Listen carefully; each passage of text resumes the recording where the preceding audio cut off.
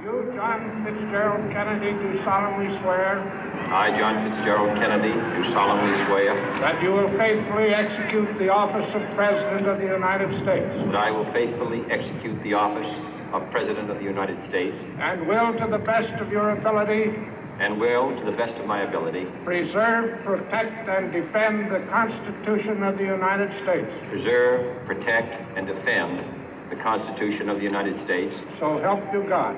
So help me God.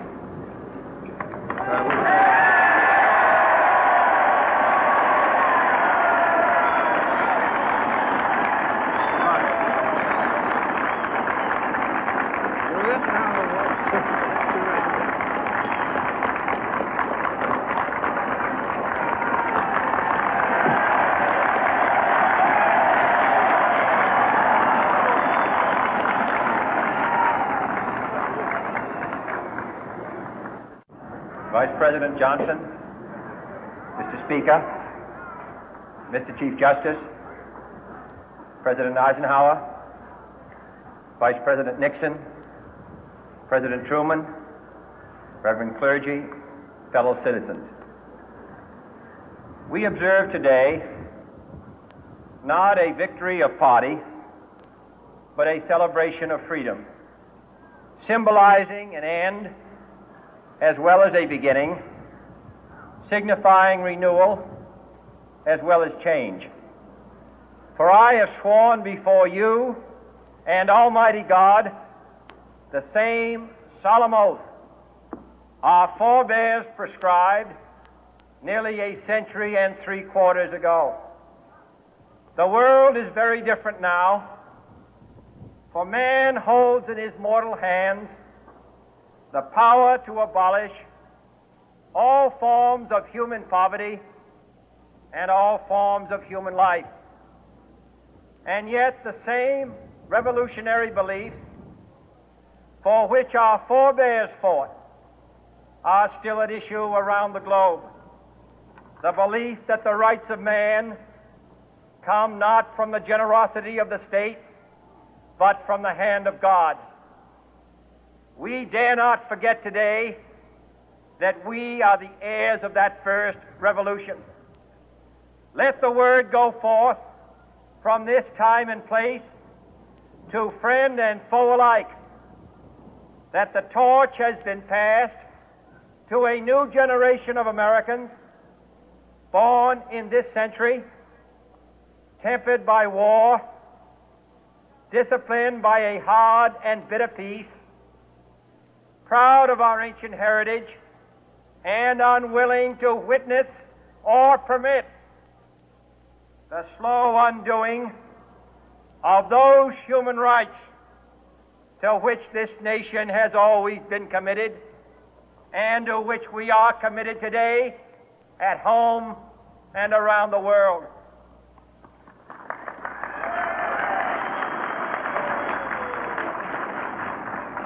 Let every nation know, whether it wishes us well or ill, that we shall pay any price, bear any burden, meet any hardship, support any friend, oppose any foe to assure the survival and the success of liberty.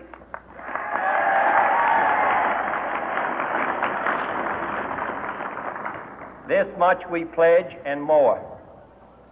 To those old allies whose cultural and spiritual origins we share, we pledge the loyalty of faithful friends. United, there is little we cannot do in a host of cooperative ventures.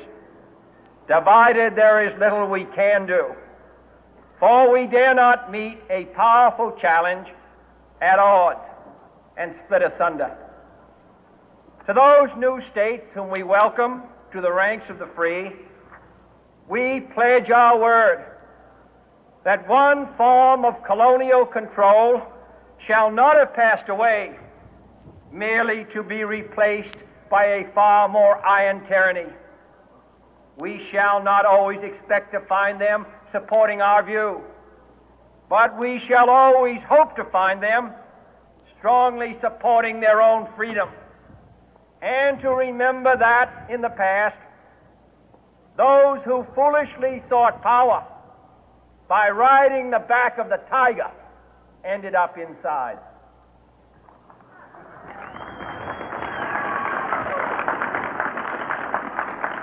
To those people in the huts and villages of half the globe struggling to break the bonds of mass misery, we pledge our best efforts to help them help themselves for whatever period is required, not because the communists may be doing it, not because we seek their votes, but because it is right. If a free society cannot help the many who are poor, it cannot save the few who are rich.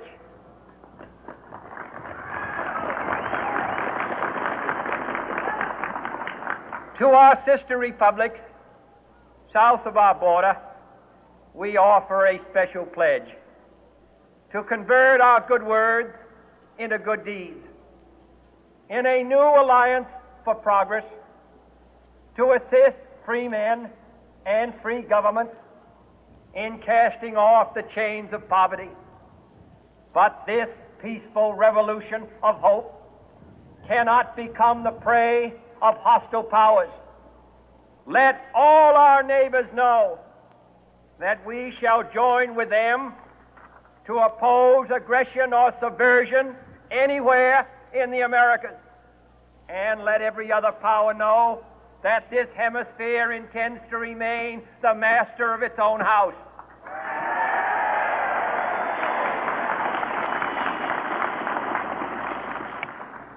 To that World Assembly of Sovereign States, the United Nations, our last best hope, in an age where the instruments of war have far outpaced the instruments of peace, we renew our pledge of support to prevent it from becoming merely a forum for invective, to strengthen its shield of the new and the weak, and to enlarge the area in which its writ may run. Finally, to those nations who would make themselves our adversary, we offer not a pledge, but a request that both sides begin anew the quest for peace. Before the dark powers of destruction, unleashed by science, engulf all humanity in planned or accidental self-destruction, we dare not tempt them with weakness, for only when our arms are sufficient beyond doubt can we be certain beyond doubt that they will never be employed.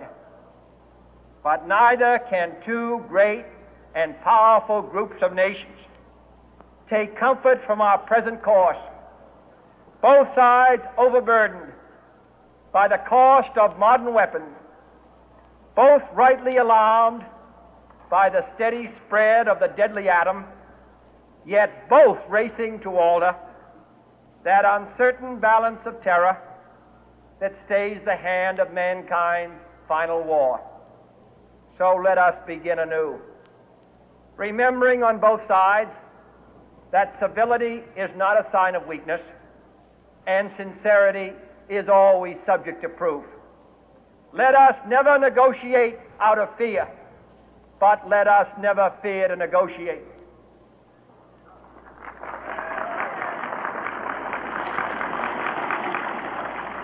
Let both sides explore what problems unite us, instead of belaboring those problems which divide us. Let both sides, for the first time, formulate serious and precise proposals for the inspection and control of arms, and bring the absolute power to destroy other nations under the absolute control of all nations.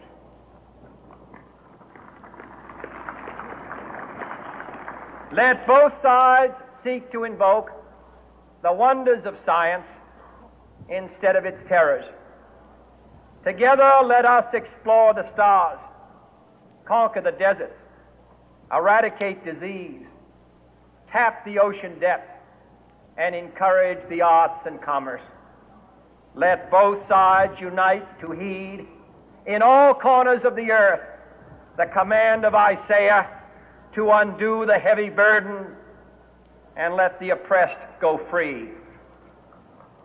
And if a beachhead of cooperation may push back the jungle of suspicion, let both sides join in creating a new endeavor, not a new balance of power, but a new world of law, where the strong are just and the weak secure and the peace preserved.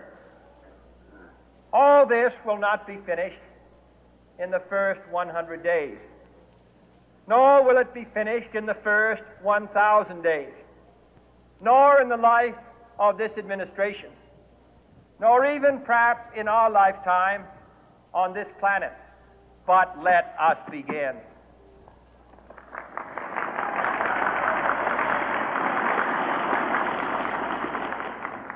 In your hands, my fellow citizens, more than mine, will rest the final success or failure of our course.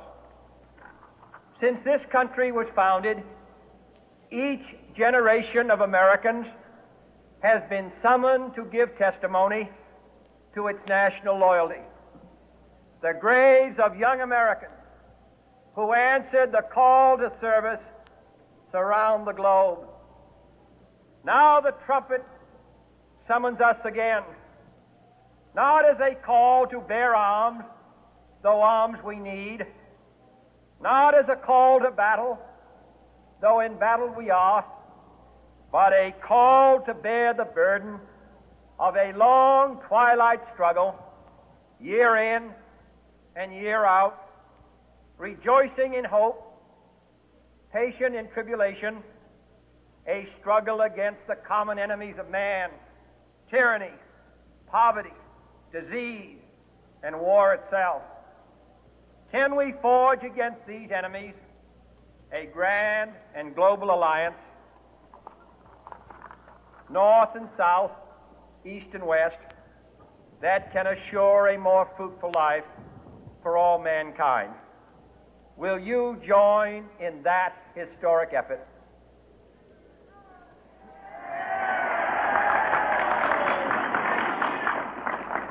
In the long history of the world, only a few generations have been granted the role of defending freedom in its hour of maximum danger. I do not shrink from this responsibility. I welcome it.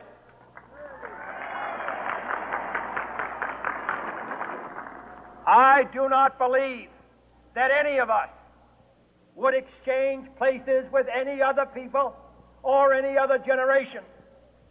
The energy, the faith, the devotion which we bring to this endeavor will light our country and all who serve it. And the glow from that fire can truly light the world. And so, my fellow Americans, ask not what your country can do for you,